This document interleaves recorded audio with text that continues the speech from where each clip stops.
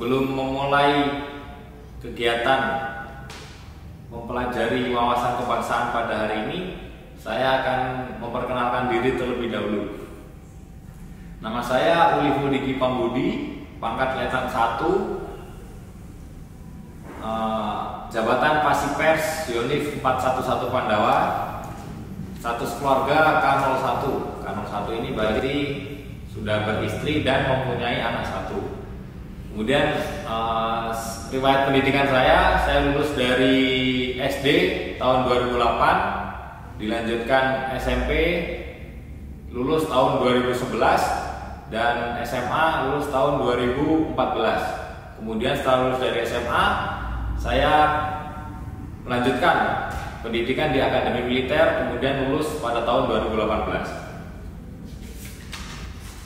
Baik, rekan-rekan sekalian, saya akan menyampaikan materi wawasan kebangsaan.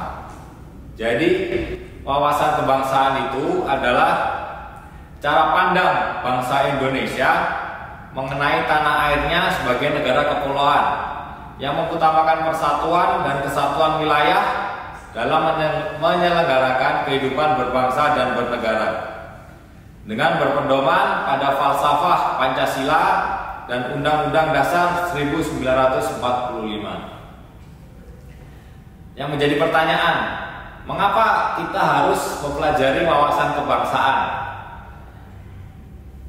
Ya, itu wawasan kebangsaan adalah untuk memperkuat persatuan dan kesatuan bangsa, sehingga kita tidak terpecah belah serta membentuk karakter generasi muda rekan-rekan yang cinta tanah air dan memiliki daya saing dengan negara luar di era globalisasi. Kita lanjut untuk sejarah wawasan kebangsaan. Wawasan kebangsaan muncul pada saat bangsa Indonesia berjuang untuk melepaskan diri dari penjajahan. Dimulai dari zaman dulu kita dijajah pertama kali oleh bangsa Portugis, kemudian kita dilanjutkan dijajah oleh Belanda, kemudian setelah Belanda pergi, masuklah Jepang untuk menjajah Indonesia.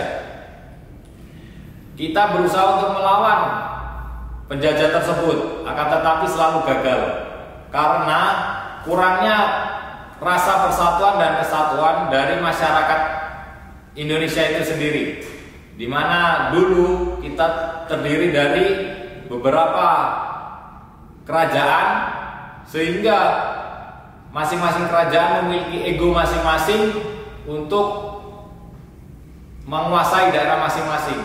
Hal inilah yang membuat penjajah itu mudah untuk mengadu domba kita, sehingga kita selalu gagal dalam mengusir penjajah. Perjuangan bangsa Indonesia tidak pernah padam dalam mengusir penjajah. Akan tetapi, pengusiran penjajah tidak dilaksanakan secara serentak. Hal ini dikarenakan itu tadi, egosentris dari masing-masing wilayah atau daerah, sehingga tidak maksimal dalam melaksanakan perlawanan terhadap penjajah. Kemudian kesadaran ini menjadi nyata dengan munculnya gerakan Budi Utomo pada tanggal 20 Mei tahun 1908 yang merupakan tonggak awal sejarah perjuangan nasional bangsa secara serentak, diikuti dengan munculnya gerakan-gerakan nasional dalam bidang politik, ekonomi, perdagangan, pendidikan, seni, dan organisasi-organisasi perempuan. Tekad perjuangan ini menjadi lebih jelas dengan Sumpah Pemuda 28 Oktober 1928 yang menyatakan satu nusa, satu bangsa, dan menjunjung tinggi bahasa persatuan bangsa Indonesia. Itu merupakan titik penting dalam sejarah proklamasi kemerdekaan pada tanggal 17 Agustus 1945. Kemudian setelah merdeka, kita memiliki dasar negara, yaitu Pancasila, yang terdiri dari 1. Ketuhanan yang Maha Esa, 2. Kemanusiaan yang adil dan beradab, 3. Persatuan Indonesia, 4. Kerakyatan yang dipimpin oleh hikmat kebijaksanaan dalam permusyawaratan perwakilan, yang kelima, keadilan sosial bagi seluruh rakyat Indonesia. Dasar negara inilah yang menjadi pedoman atau ideologi kita dalam berkehidupan negara Indonesia. Kemudian pada tahun 1945 juga dibentuk Dasar Hukum Indonesia, yaitu Undang-Undang Dasar tahun 1945. Tujuan dari adanya wawasan kebangsaan yang pertama yaitu mewujudkan bangsa yang kuat, rukun, bersatu, berdaya saing tinggi dengan negara luar dan sejahtera. Yang kedua yaitu menjaga sejarah kebangsaan Indonesia dan memiliki rasa cinta terhadap Negara Kesatuan Republik Indonesia. Yang ketiga, meredam berkembangnya penonjolan pemahaman-pemahaman sempit, kesukuan, bersifat kedaerahan, dan mencegah terjadinya perpecahan bangsa. Adapun sasaran-sasaran wawasan kebangsaan yang pertama yaitu meningkatkan nilai-nilai Pancasila dalam penyelenggaraan negara dan kehidupan sehari-hari. Yang kedua yaitu meningkatkan kualitas penangkal maya. Maya di sini wujudnya tidak nyata tapi harus kita pedomani demi lestarinya keberlangsungan NKRI. Penangkal maya ini dimaknai sebagai penangkal yang tidak berwujud, namun dimaknai sebuah keyakinan atau pedoman ataupun cara pandang kita dalam berkehidupan sebagai warga negara Indonesia. Berikutnya kita belajar tentang manfaat wawasan kebangsaan. Yang pertama, manfaatnya yaitu memperkuat persatuan dan kesatuan. Hal ini menjadi landasan bagi seluruh warga negara untuk menjaga persatuan dan kesatuan bangsa, serta menghindari perpecahan negara Indonesia. Yang kedua yaitu memahami identitas bangsa. Masyarakat memahami jati dirinya sebagai bangsa Indonesia, termasuk sejarah, budaya, dan nilai-nilai luhur yang dimiliki oleh bangsa Indonesia. Yang ketiga yaitu menumbuhkan cinta tanah air, menumbuhkan rasa cinta dan kebanggaan terhadap tanah air, serta mendorong masyarakat untuk berperan aktif dalam pembangunan bangsa. Yang keempat yaitu menghadapi tantangan global. Wawasan kebangsaan menjadi modal bagi bangsa Indonesia dalam menghadapi berbagai tantangan global yang akan kita hadapi ke depannya. Persaingan dengan negara-negara luar akan semakin sengit di masa mendatang. Yang kelima yaitu mempererat persatuan, mendorong masyarakat Indonesia untuk berpartisipasi dalam kegiatan yang mempererat persatuan dan kesatuan bangsa Indonesia, seperti kegiatan gotong royong ataupun kegiatan yang melibatkan masyarakat banyak tanpa membedakan suku ataupun kedaerahan masing-masing. Kemudian faktor-faktor wawasan kebangsaan. Yang pertama yaitu pendidikan. Dalam sistem pendidikan, kita belajar tentang sejarah bangsa, nilai-nilai budaya, dan pentingnya persatuan. Di sekolah, kita diajarkan untuk menghargai keragaman yang ada dalam masyarakat kita. Yang kedua yaitu sejarah bangsa. Sejarah adalah cerminan dari identitas bangsa. Melalui pemahaman yang mendalam tentang sejarah bangsa kita dapat mengenali akar-akar perjuangan dan pencapaian yang telah membentuk kita menjadi apa yang ada saat ini. Kemudian yang ketiga yaitu budaya dan identitas. Budaya mencakup bahasa, adat istiadat, seni, dan nilai-nilai yang kita warisi dari generasi sebelumnya. Yang keempat yaitu peran pemerintah. Pemerintah juga berperan dalam memberikan pengetahuan tentang wawasan kebangsaan melalui kebijakan dan program-program pendidikan yang kita ikuti. Yang berikutnya kita belajar tentang nilai-nilai wawasan kebangsaan. Yang pertama yaitu penghormatan terhadap martabat dan hak-hak dasar manusia sebagai makhluk ciptaan Tuhan Yang Maha Esa. Yang kedua, kesepakatan bersama untuk hidup dalam negara yang merdeka, bersatu, dan bebas untuk mengeluarkan pendapat. Yang ketiga, cinta akan tanah air dan bangsa Indonesia. Yang keempat, demokrasi atau pemerintahan oleh rakyat. Jadi di sini rakyat berperan penting dalam terwujudnya pemerintahan bangsa Indonesia. Yang kelima, kerjasama sosial. Kerjasama sosial sesama warga negara Indonesia untuk mewujudkan persatuan dan kesatuan Indonesia.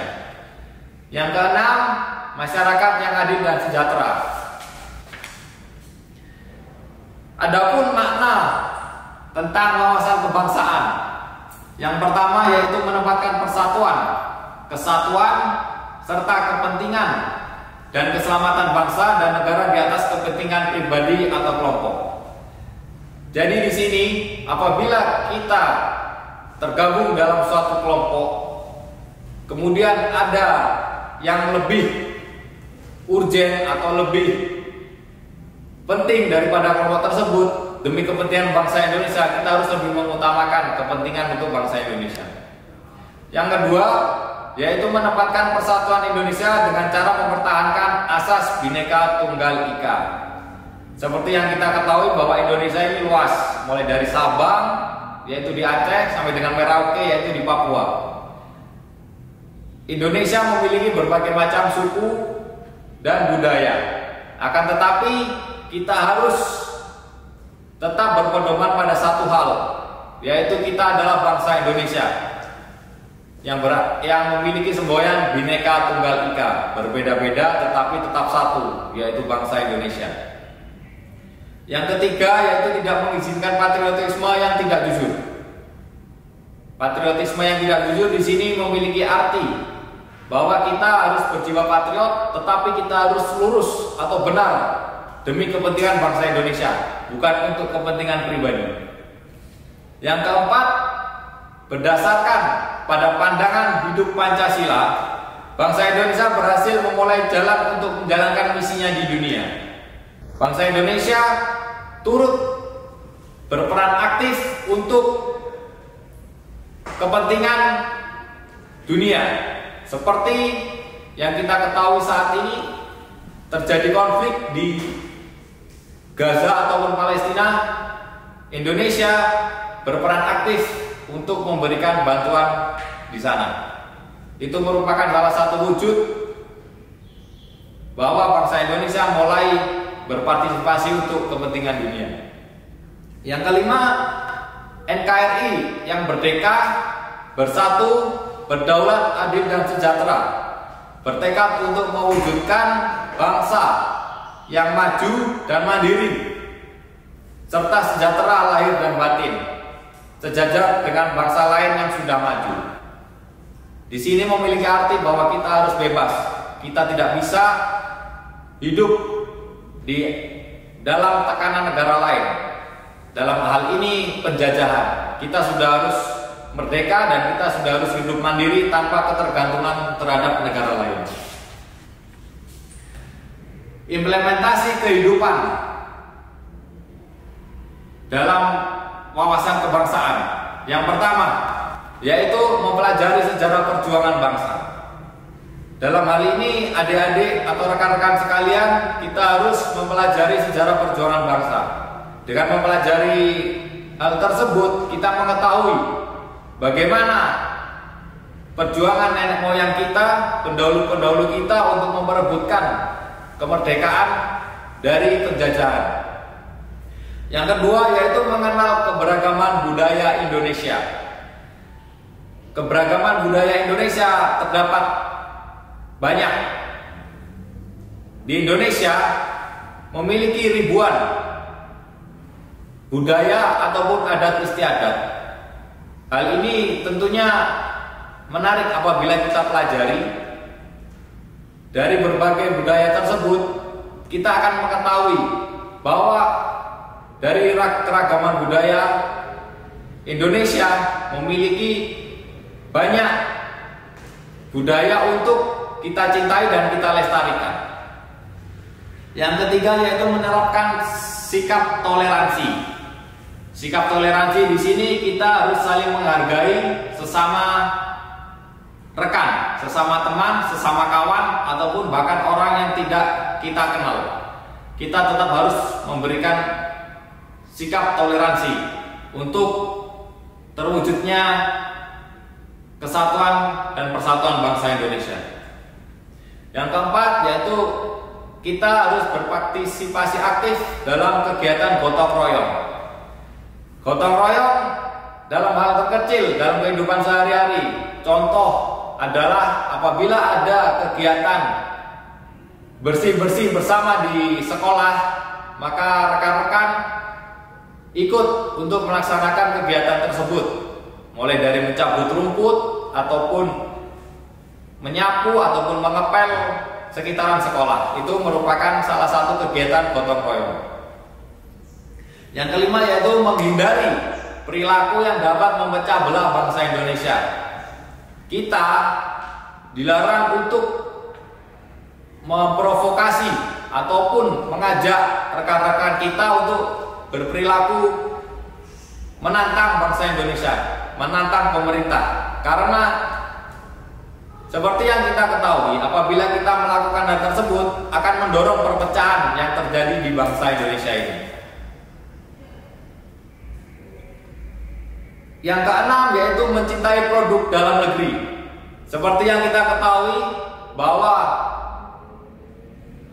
dewasa ini produk dalam negeri itu kalah bersaing dengan produk bangsa luar.